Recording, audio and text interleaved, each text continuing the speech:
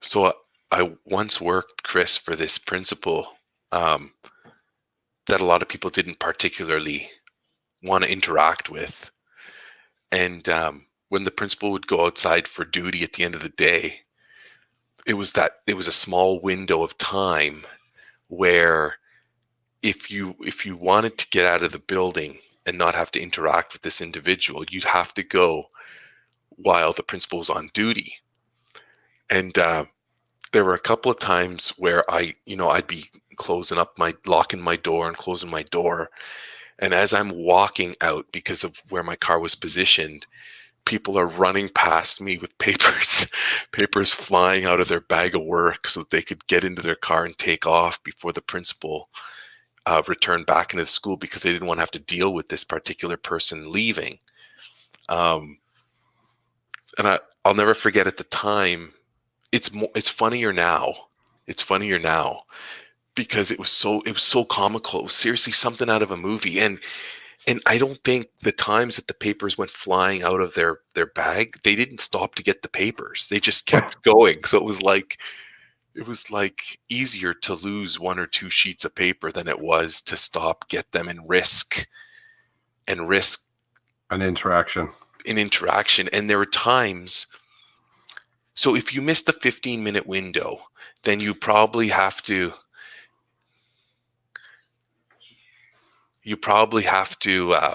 wait maybe another 15 minutes.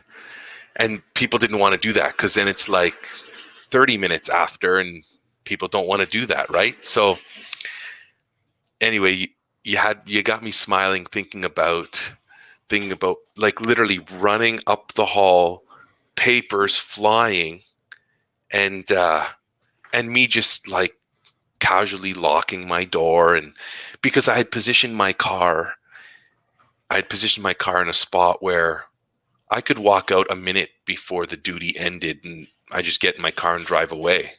Mm-hmm. But other people were deep in the lot, and so this person would see them leaving, and then they'd get like the look, like they'd get like a look like, you're leaving right away? Who does that? This person would stay in the building until the custodian was done for the night. And then the custodian would walk them to their car, and they would go home. So they basically at the school from early morning until as late as they could be there with the custodian working, and then leave. So that was basically, it's a long day. That was their thing. That's what they were up to. I don't have to do that now. And I think a lot of people at my school are not leaving at a particular time to avoid the administrators now, but I can't say for sure, right? I don't know what people are thinking. I don't know how people are living for sure, but I've had to do that before. Man. Imagine being the person that people want to avoid that badly. They might like it. In a weird way. They might. You're right. They might be like, I'm glad nobody wants to talk to me, because then there's no issue to deal with. There are no issues to deal with. This is the thing. This is that, it reminds me of that saying, if there's somebody that you don't want to talk to, lend them some money, and they'll avoid you for the rest of their life because they don't want to pay you back. And so you basically gave up $20 to have this person never bother you again. I don't know if you've ever heard that saying, and I'm probably not doing it justice, but it's like, I have never heard that saying. There's a saying. Yeah. Go ahead. Oh no, it feels like a saying, and there might be an anglicized version of it, but it feels like one of those sayings that has like, I can remember when I was doing my apprenticeship in hospitality, and I was in my chef's papers. I was working in an Italian restaurant, and the family had so many so many sayings like that were kind of bound to their lived experience, but also bound to their Italian heritage. And you sort of do the translation on it, and it never really sounded the same. There was something about the spirit of it that just didn't translate well. So that's what that reminded me of, that saying. Like it sounds like something that maybe translated into English doesn't have the same, because everything they say, it was funny. Some of the sayings they had were quite beautiful sounding. Melodic in the way that they were said in Italian. You translate it into English and it didn't have the same sticking power. I remember I had this exact same moment when I was learning French, and the French that we were learning at the time was, as I was told, I don't know, I've never chased this one, but it was Parisian French. So there was an idea of French, proper French, not being the words that you would learn in Quebec, let's say, in similar fashion, proper English somehow being originated in the UK. There was that kind of a comparison. So there were some phrases in there that we learned, like I'll never forget this one. There's one, a phrase, facile comme bonjour. So it's like easy as saying hello. But you translate that into English and it doesn't, you're like, what? Okay, yeah, maybe. But this, and I can remember saying it. I remember even actually saying it when I was in Quebec, because I did French exchanges and people just giving me looks. Like, who is this guy? Like, what? He's speaking all fancy. It's like fancy French. But I also found out afterwards is because I was speaking Parisian French and I was in Baie-Comeau. And, I didn't know the rules. I was just sort of speaking the French that I had learned. So that's what was kind of just making me smile when you said that one. I get the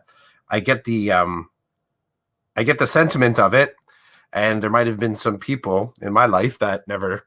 I lent them money accidentally, and I thought to myself, "Geez, I wish they would talk to me just so I could get my money back." I like that saying, though.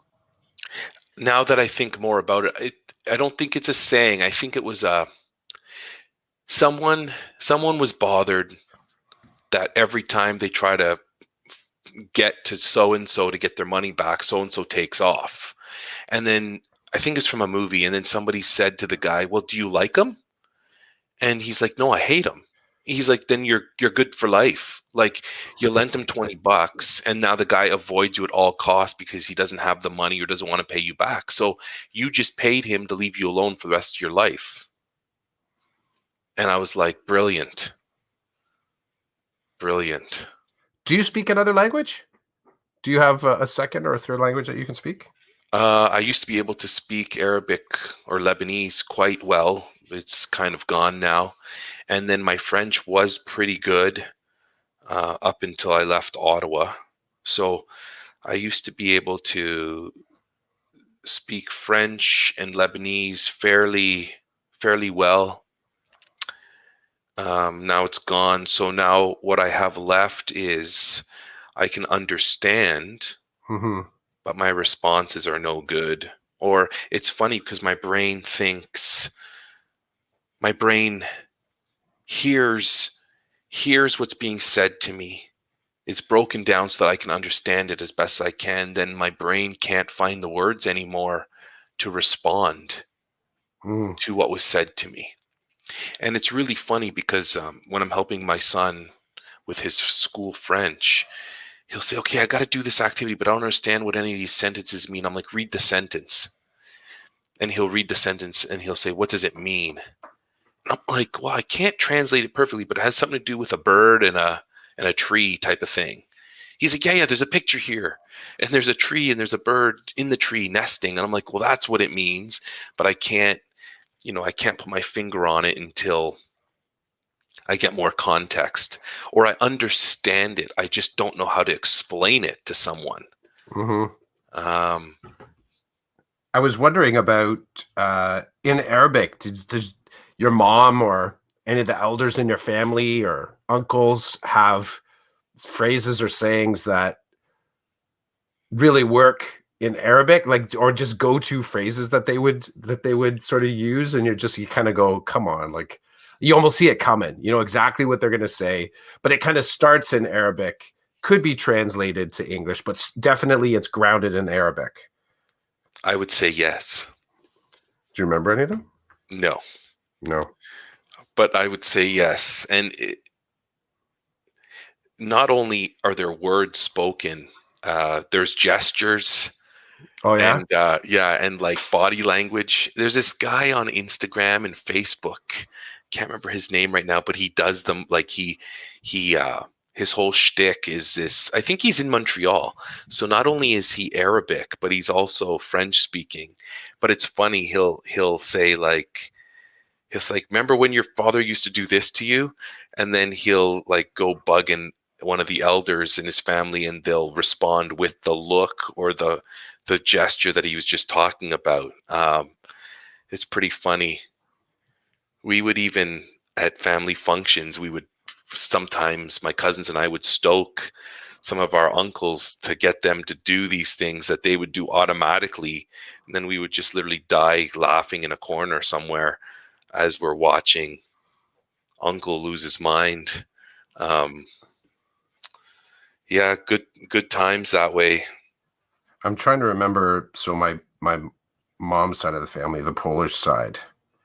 I've been thinking about that lately. Some of the phrases or the gestures that I would say, at least from my lived experience, were particularly Polish in nature. I got a lot of glares. There were a lot of glares. I'll say that it starts there. I can easily say I got a lot of glares.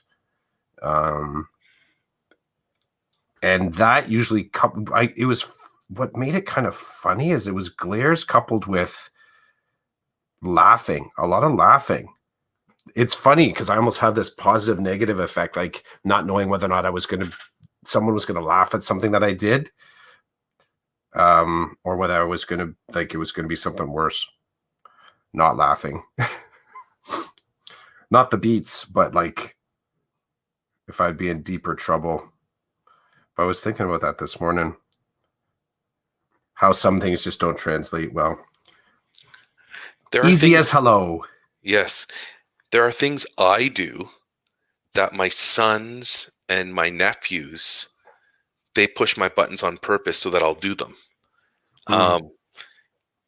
Like even the other day, my one son, he was getting up to leave the room. I said, "Can you pass me the remote control?" And he comes up to me, he goes, "Take it away from me like you're mad." And I'm like, "What?" He goes, "You know that thing you do when you're upset, the way you snatch it from our hands? Can you do that for me?" And I'm like, well, no, just give me the remote control. So it's funny because so we vacation with my nephews, my wife's sister's kids. We cottage with them in the summer, and I'll never forget last summer. I don't know. My oldest was doing something to really upset me, and then I'm like, "Why are you bugging me?" And then I turn around and I look, and I see my youngest and the two nephews standing there, kind of hiding behind a corner, waiting for me to lose it in a particular way that they enjoy watching. So my oldest comes to prime me to upset me on purpose so that he can put on a show for his brother and his cousins. So Reality I TV. look over and I see them and I'm like, go away. Why are you doing this? And they're Not all laughing. today. Yeah, not Not today. so everybody gets it's funny because we talk about language, but then there's the behaviors, right? Yeah. And students know it too. Like now you got me thinking about in class when a student does something completely ridiculous, I tend to give a certain look to certain students in the room. So Johnny will do something ridiculous off in a corner, and I will stand in front of class and I will look over at Jenny and be like, "Jenny, are you seeing this? Is this for real?" And I always do it to Jenny. So everybody else in the room is like, "Oh, Mr. C's looking at Jenny." You know what that means? He's not happy about something. It's like It's um, like your own personal episode of The Office. well, actually, I'm going to go deeper. Johnny Carson Ed Oh yeah. McMahon. Remember Ed McMahon, his sidekick? Yeah. Yep. It's like I'm Johnny and Jenny's my Ed McMahon. So the kids know when I'm looking at Ed and I'm laughing and rolling my eyes, they're like, "Uh-oh." They know exactly what type of angry I am or what type of they know exactly, depending on who I talk to, what I say and how I look, they can gauge my displeasure, going from a joking displeasure to serious, everybody put your stuff away, we're having a classroom meeting, like we got a problem here. And I hope that those are the things that they'll remember when they leave, because they're not going to remember the math and they're not going to remember the social studies, but they will remember my mannerisms and, what pushes my buttons and what doesn't. It's moments, I think, in that where students accidentally, like a couple of my students recently have said, both jokingly and reactively, "Thanks, Dad." And you get a true sense of where you just might have triggered them. Right. Right. Other times they say it intentionally. Like they'll say, I've had students in the Google chat say, "You sound like such a dad," or they're like, "Whoa, Clough, that was a total dad face you just had on." So because I'm always cameras up, always. So always be performing. So, but they'll kind of call me out on it. I'm like, that's okay. I don't mind showing that side. It is funny that you see that. I think it's interesting to me that you see that in my in the way that, through the lens of Google Meet. I said, I'm happy that you noticed that. I said, because that is one of my intersections. I am a dad. So that doesn't get to disappear entirely just because I'm in class. Right. So I turn off my camera when I share my screen to make sure my bandwidth is good. But other than that, yeah, my camera's on. Yeah, I do the same. I'll save bandwidth that way. I'm like, okay, my camera's going off. I'm sharing my screen. They're like, okay. Yeah. I like that. I like this. I like how we moved from language to dad. Can I throw to bandwidth? Can I throw down a topic? I'm curious about your position. Topic. It looks like it'll be the last one for our podcast today. Okay. So I've been watching on a couple different conversations kind of pop in on socials right now. And one of them seems to be the topic was about the use of police with in order to enforce COVID law. And right now there's always good conversation there if you can find it. But part of the conversation around policing and policing certain communities, there's a person that I follow online that has always been kind of up for a good conversation. It doesn't back down much, if at all. Actually, I don't think I've ever seen them back down. They manage to just kind of talk their way through it and keep on talking.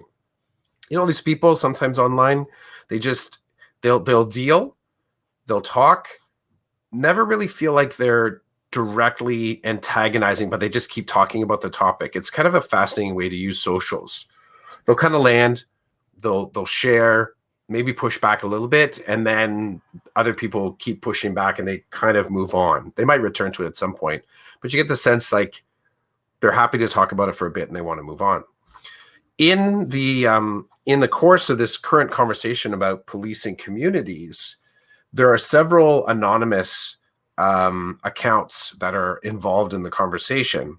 So that became part of the conversation as well, that anonymous accounts, there was the suggestion that anonymous accounts in general, so two of the anonymous accounts are declaring that they're in support of teachers and support of students and support of parents. They're sort of attributing their efforts in a positive way. the one account in particular is really hitting hard on this individual because the individual said, we don't need support. Teachers don't need support like this. And it was very specific to some referencing that was in the anonymous account. I'm more curious just about your, so I'll throw down completely. So me, my rules for following in general is that I won't follow anonymous accounts. I just don't. If I can't see the name, or if the name and the picture is such that it's not clear for me, I don't follow the account. I don't block them or don't mute them, but I won't load my feed up. And often, because of the circles I'm in, those accounts kind of pop out every once in a while. So I still get fed by them every once in a while. And that's how I came across this conversation. So yeah, I'm curious about your sense of the need. Sorry, your opinion on the purpose and function of anonymous accounts. I'm curious about how you see them in the scheme of sort of like, let's say EDU support. Are they a necessary space? Are they an important space in EDU? And whether or not, actually, no, those are the two. That's what it's got me thinking about. The one anonymous account really started to flame up on this particular individual. There was a lot of swearing. There was a lot of name calling in it. I would call it bullying behavior. If not bullying, it's becoming bullying, I would say, because it's continuous. Like, it's kind of hitting some of the check marks for bullying versus just being aggressive.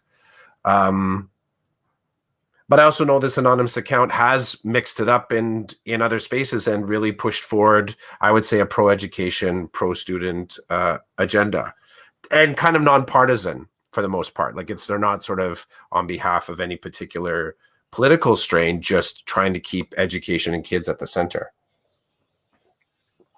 So yeah, curious about your thoughts on anonymous accounts.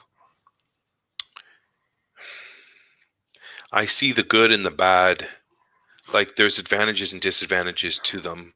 I know an advantage is that I guess people create them so that they can say what they want, feeling like they might not be able to say what they want if they weren't anonymous, which, like, that's a tough one, right? Because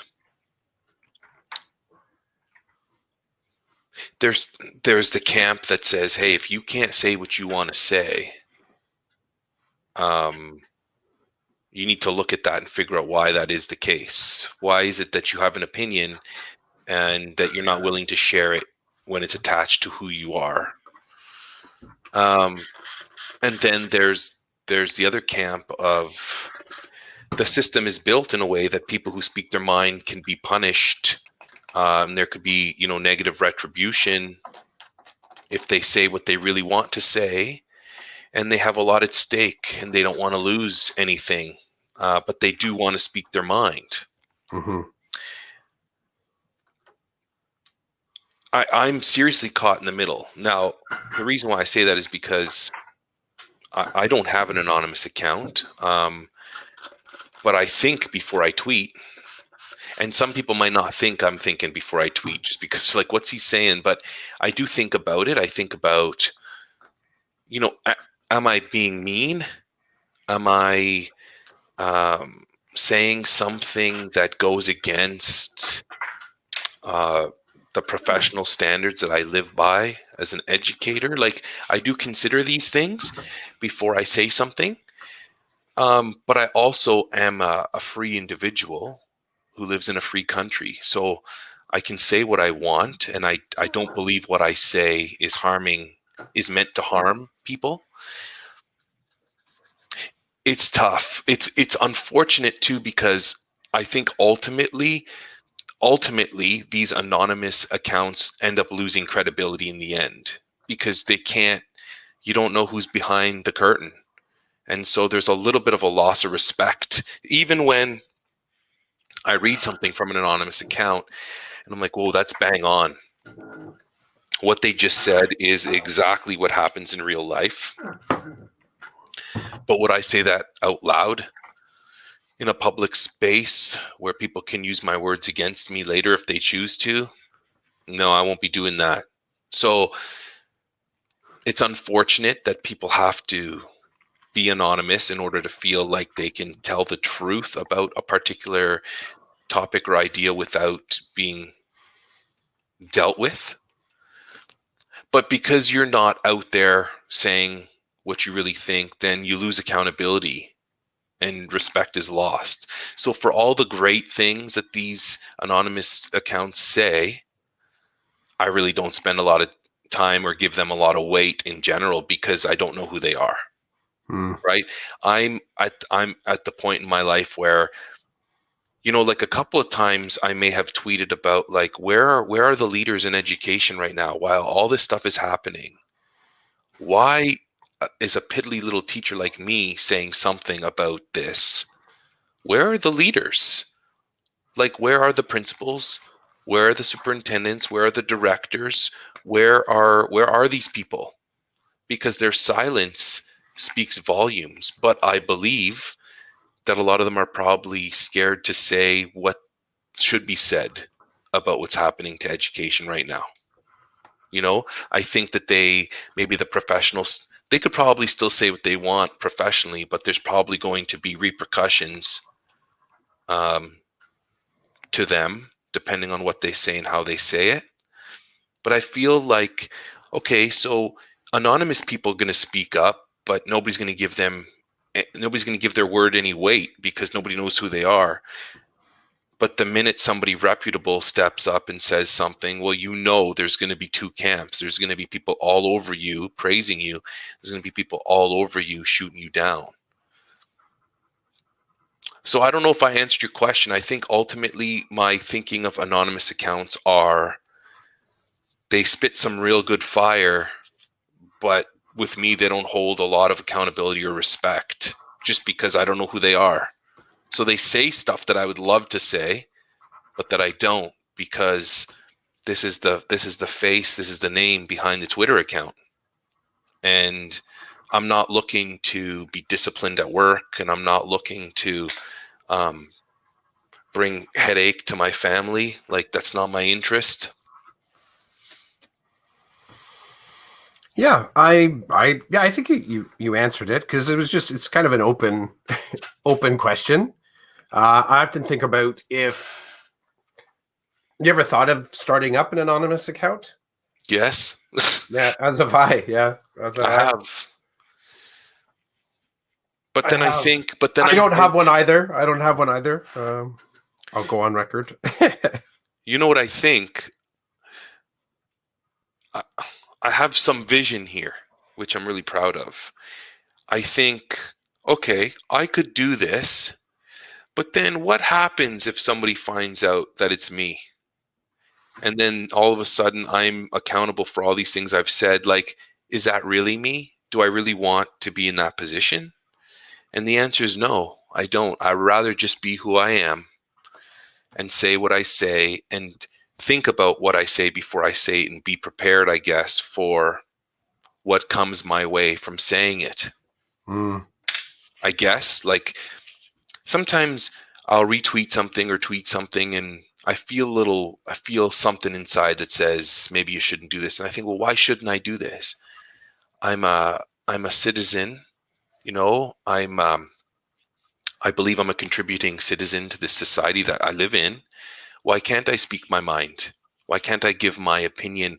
Why can't I lend my support to certain groups or certain ideas if I'm not harming anybody and I'm not, in my measure, I'm not doing anything that is bringing harm to me as a professional? Like, I'm, and it's hard sometimes. I want to say more than what I do say, but I don't say it because I know what it could lead to, and I'm just not interested in that. But I'm a tax-paying citizen. And a great example is my displeasure with our government these days. especially like our Minister of Education. I'm not a fan of his or how he operates. I'm allowed to not like how he does things, and I'm allowed to talk about how I don't like how he does things. I don't Mm-hmm. believe I'm saying anything. Um, I'm saying my opinion, and it's respectful. I'm not calling him names. I'm not doing anything that's going to get me in trouble with my work, unless Mm-hmm. they say, "Hey, you can't talk about the minister." Sure, I can. I can say what I want. I don't agree with how he's doing things in education. I don't agree. I'm allowed to say that. I'm a tax-paying voter. I can say that, and Mm-hmm. I'm not the only teacher that feels this way.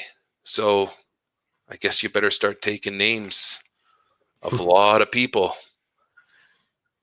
But that's a good example. Like, I don't feel good. I don't feel. It seems like all my tweets these days are about the Ministry of Education and about our government and the leadership and how it's not really leading. Mm-hmm. But I think I'm allowed to do that as a free member of this society. Yeah, I would agree. I would agree. It's would you the freedom that you would have with an anonymous account, what would that free you up to do, you think? I think for me, I'd swear more. I mean, on one hand, I think I'd swear more. I was trying to think of like what would an anonymous account, like if I was being strategic, like if I was strategizing, I need to have an anonymous account. I've read and I understand the safety factor. There's individuals that want to be a part of the conversation.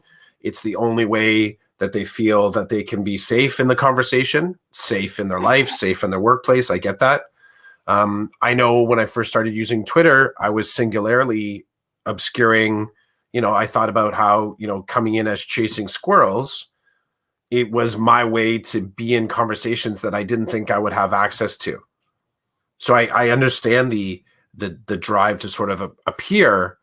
Um, I guess in my space, I felt like appearing as an anonymous account would make me somehow safer to interact with, or I would be able to gain access as opposed to just coming in as me as Clough. So, um, yeah. What would it free you up to do? I don't know if I'd swear more. It'd be nice to have the option to do so if I That's felt the true. need. So that's one thing.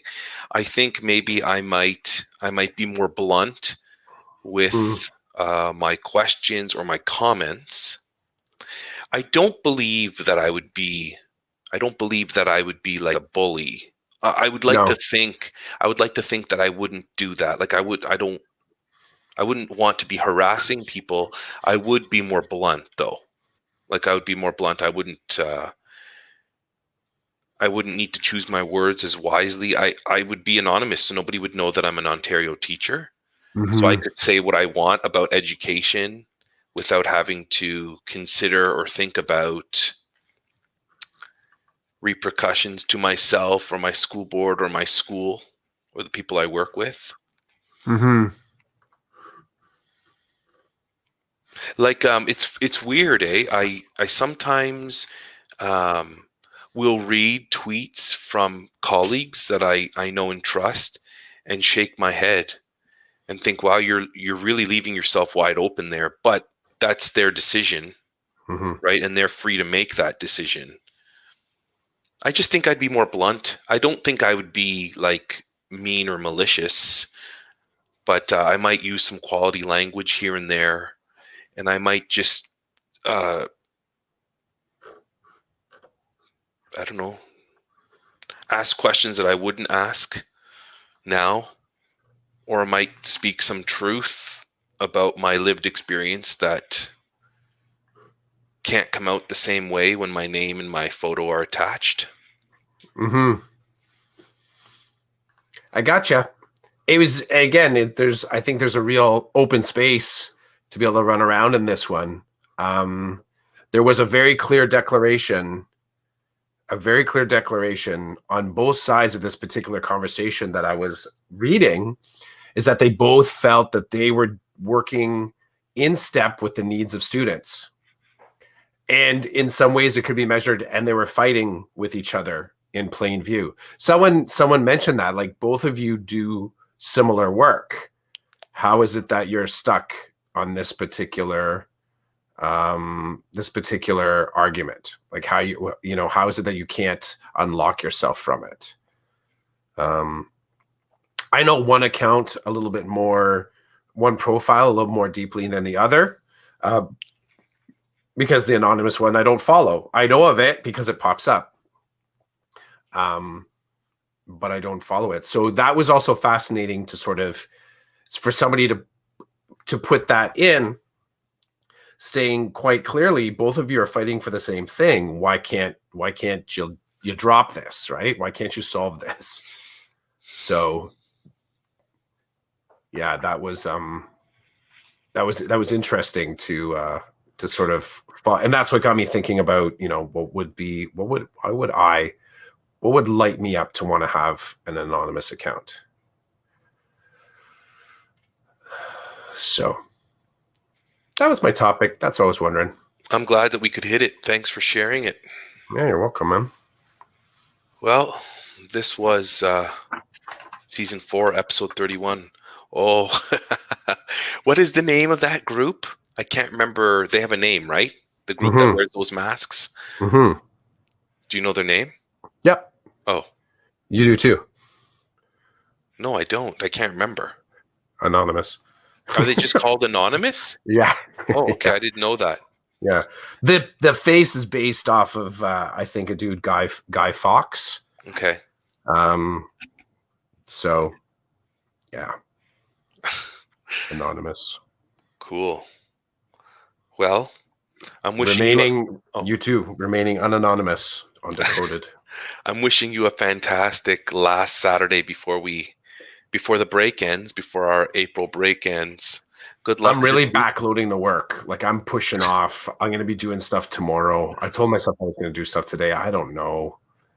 I've tried. I've jumped in. I've done a few pieces here and there. I'm just not. I'm definitely jumping in today. I'm definitely jumping in. There are a couple of things that if I can get done today, then I'm good. I just need, like, it's a mental game now. Like, I need to make sure a couple of things are in place. I don't want to wait. I would rather do them today so that tomorrow night I'm a little bit more relaxed kind of thing. That's all.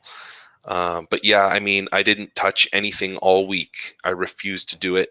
I was so tired. And, my family even said, like, wow, you really chilled this week. Like, we haven't seen you chill in a long time. It's like, well, it's a marathon, man. And I hit the checkpoint. So it's time to rest up and get ready for the next bit of this marathon. Agreed. Heading back into the digital. The digital void. Okay, well, good luck with it. Thanks, man. You too. Great chatting with you. Take care. You too. See ya.